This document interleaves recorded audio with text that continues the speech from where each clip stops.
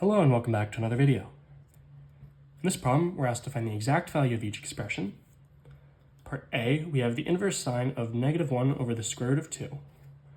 So if this is equal to some value x, and we want to find x, we know that sine of x is equal to -1 over root 2.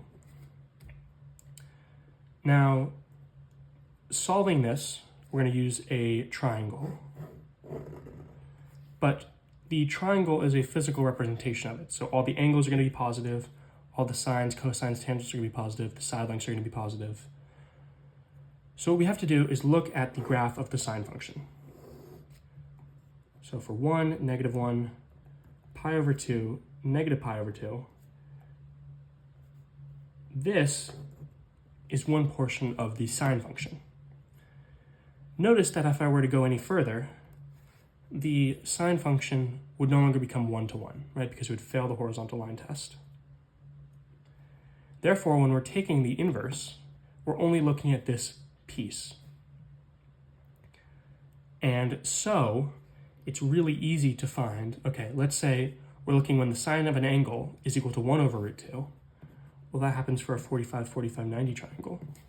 Because the side lengths are 1 and the hypotenuse is root 2. The sine of one of these 45-degree angles is equal to the opposite side, 1, over the hypotenuse, root 2. The sine of 45, which is pi over 4, is 1 over root 2. Therefore, since we're only looking at this little section, we know that the negative equivalent of that is just going to be negative pi over 4. Right, so if pi over 4 is somewhere here, the value of negative pi over 4 is just going to be the negative value of it, -1 over root 2. So therefore we know that the answer we're looking for, x, sine inverse of -1 over root 2, is equal to negative pi over 4. Next, we're looking at the inverse cosine of the square root of 3 over 2. This is going to be a little bit simpler because it's positive. Therefore, we can stay in the positive area. Let's say this is equal to y. We know, therefore, that cosine of y is the square root of 3 over 2. Pulling up another triangle, this time it's a 30, 60, 90 triangle, where the side lengths proportionally are 1, root 3, and 2. And we can say that the cosine of this 30-degree angle is equal to the adjacent side, the square root of 3, divided by the hypotenuse, 2.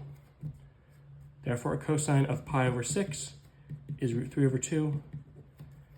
And going back to the inverse cosine of the square root of 3 over 2 is therefore pi over 6, right? Swapping these, because the inverse function swaps the variables.